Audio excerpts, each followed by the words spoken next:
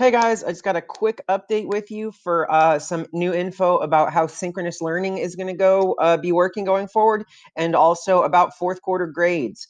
So first, remember tomorrow is Wednesday, which means that both U.S. History and World History 2 will be having synchronous learning Google Meets for history class. Remember that World 2 is at 10 to 10:30, U.S. History is 12 to 12:30. So instead of using the same link that you used last week that was on Google Classroom, here's how you're going to get to the synchronous learning now. Instead, what you're going to do is, whenever it's time for your class, you're going to go to the website meet.google.com. I'll post the link on the Google Classroom post. Once you are there, then you are going to go to join a meeting, and then you're going to type in the nickname of the class. The nickname for US History is JCHS, all caps, and then hyphen, then US History. The nickname for World History 2 is JCHS World 2. Whenever you type in that nickname, you hit enter, then it's going to automatically take you to the synchronous meeting for that class for that day. And that's how you're going to be getting to your synchronous meetings, teaching, learning classes going forwards.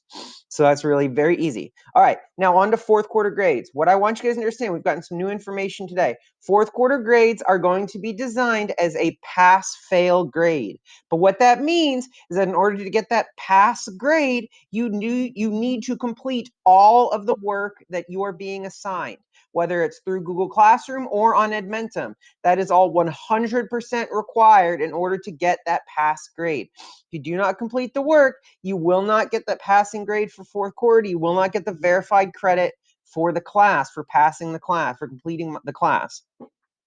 So what that means is that you need to be completing all of the work that I'm assigning you. Secondly, it is not just a completion grade. You are actually being graded on how well you do on those Edmentum mastery tests. So what that means is you have to do well. You have to do the tutorial, do the slides in order to do well on the Edmentum test. But going off of that, because you have to do well to get that higher grade, then you are allowed to retake the tests, each mastery test, each post test, as many times as you want. If you want to retake a test, all you have to do is shoot me an email or send me a message on Remind so I can reset the test.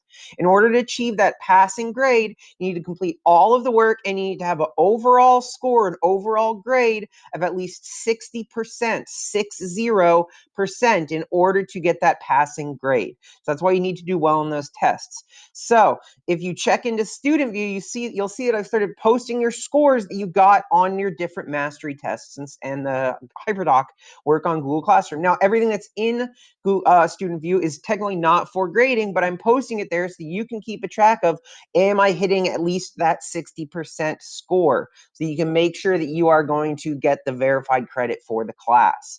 If you have any questions about how those fourth quarter grades are working, please let me know. But again, make sure you're getting all that work done. The way that we designed it is that it shouldn't be more than 30 minutes a day for our class, for each of your classes. So it's really not a huge amount of work every day. So please let me know if you have any questions, and have a fantastic rest of your week.